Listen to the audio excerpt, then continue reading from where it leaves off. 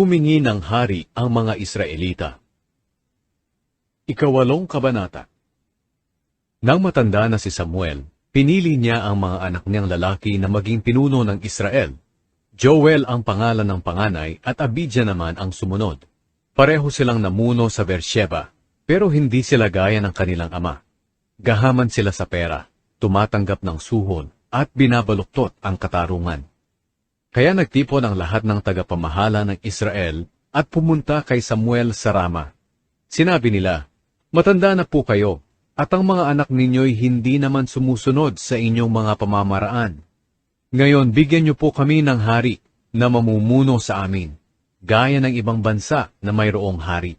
Pero sumama ang loob ni Samuel sa hiniling nila. Kaya nanalangin siya sa Panginoon. Sinabi sa kanya ng Panginoon, "Gawin mo ang ipinapagawa nila sa iyo. Hindi ikaw ang tinatanggihan nila kundi ako.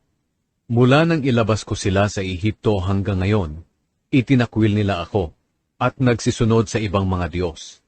Ngayon ganyan din ang ginagawa nila sa iyo. Kaya gawin mo ang kahilingan nila.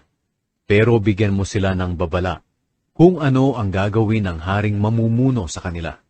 Sinabi ni Samuel sa mga Israelitang humihingi ng hari ang lahat ng sinabi ng Panginoon.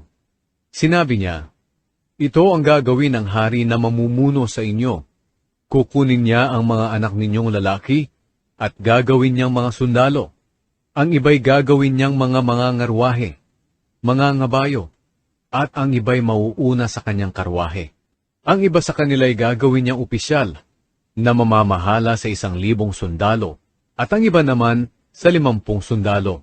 Ang iba'y pag-aararuhin niya sa kanyang bukid, at ang iba'y pag-aanihin ng mga pananim niya. Ang iba na may gagawin niyang manggagawa ng mga armas para sa digmaan at mga kagamitan para sa kanyang karwahe. Kukunin niya ang mga anak ninyong babae at gagawin niyang mga manggagawa ng pabango, kusinera at panadera. Kukunin niya ang pinakamaganda ninyong mga bukid, mga ubasan, mga taniman ng olibo, at ibibigay niya ang mga ito sa mga tagasunod niya. Kukunin niya ang 10 bahagi ng inyong mga trigo at mga ubas, at ibibigay niya sa mga opisyal at iba pa niyang mga tagasunod. Kukunin din niya ang mga alipin niyong lalaki at babae, at ang pinakamaganda ninyong mga baka at mga asno para magtrabaho sa kanya.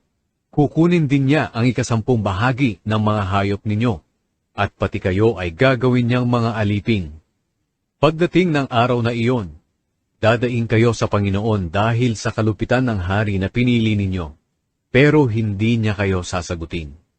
Pero hindi nakinig kay Samuel ang mga tao. Sinabi nila, "Hindi maaari.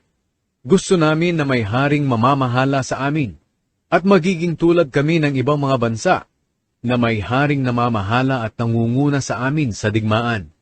Nang marinig ni Samuel ang lahat ng sinabi ng mga tao, sinabi niya ito sa Panginoon. Sumagot ang Panginoon sa kanya, "Gawin mo ang sinabi nila. Bigyan mo sila ng hari."